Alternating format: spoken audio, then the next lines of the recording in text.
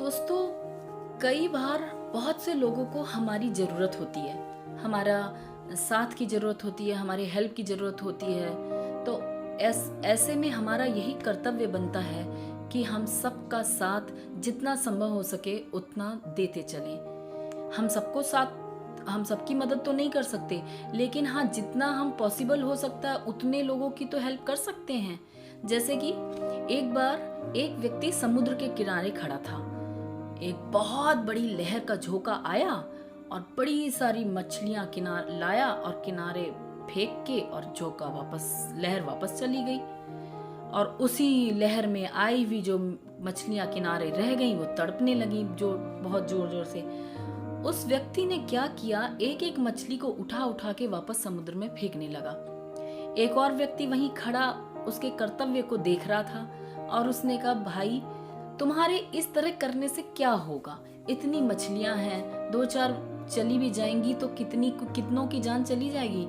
तो उस व्यक्ति ने बड़े ही संजीदगी से उत्तर दिया कि माना मैं सारी मछलियों को नहीं बचा सकता, लेकिन जिनको मैं पानी में फेंक रहा हूँ, जो पानी में वापस चली गई हैं, उनकी तो जान बच जाएगी। जिनकी मैं मदद कर सकता हूँ कम से कम वो तो बच जाएंगी। रोजाना की जिंदगी में भी यही होता है। हम सबकी मदद तो नहीं कर सकते, लेकिन हम जिनकी मदद कर रहे हैं कम से कम उनकी जिंदगी तो संवर सकती है, या उनकी जिंदगी के चंद पन्ने तो अच्छे हो सकते हैं। कुछ लम्हे तो उनकी जिंदगी में खुशियां हम ला सकते हैं। हम सारी तो उनके जीवन को खुशियों से नहीं बदल सकते, लेकिन हाँ, जहाँ उन्हें हमारी ज़रूरत है हम थोड़ा बहुत तो उनको मदद करके वो चीज़ तो हम उनको उस तरह से हेल्प कर सकते हैं। इसी तरह से जो व्यक्ति हमारे बुरे समय में काम आता है, या हम किसी के बुरे समय में काम आए, या कौन आया, वही हमें दिखाता है हमारा असली हकीकी, हमारा असली रिश्तेदार या हमारा शुभ चिंतक वही होता है जो बुरे समय में काम आता है। अच्छे समय में तो इकट्ठे होने वाले बहुत लोग हो जाएंगे। आप कोई लॉटरी जीत के देखिए, आपको इतने सारे लोग इकट्ठे हो जाएंगे आपको बताने, उसमें वो करने, उसमें सलाह मशवरा देखने, और ऐसा लगेगा कि राय भी सारी उन्हीं की वजह से आपने जीती है। लेकिन वहीं आपकी कोई फाइनेंशियल क्राइसिस आ जाए, कोई विपत्ति आ जाए, कोई भी किसी भी तरह की अगर आपकी फाइनेंशियल आपको प्रॉब्लम आ जाए, तो अभी देखिए आपके सारे लोग कैसे गायब हो जाएंगे। तो असली हमारे हकीकी हमारे रिश्तेदार वही हैं जो हमारी विपत्ति में भी, हमें प्रॉब्लम के समय में हमारी मदद करने से कतराते नहीं हैं। मदद करने के लिए तैयार भी वही व्यक्ति होगा जिसे दूसरों के दर्द का एहसास होगा, जिसने वो तकलीफ सही होगी, या जो एक काइंड हार्टेड पर्सन होगा, वही दूसरों की तकलीफ को समझ सकेगा और मदद के लिए आगे बढ़ेगा। देखा है कि जहाँ लोग ये तो कहते हैं हमारे पास टाइम नहीं है, हम बहुत बिजी हैं, लेकिन दूसरों के मामले में टांग अड़ाने का टाइम सबके पास होता है। तो ऐसा अगर कोई कहे कि टाइम नहीं है, तो ऐसा सही नहीं होता है।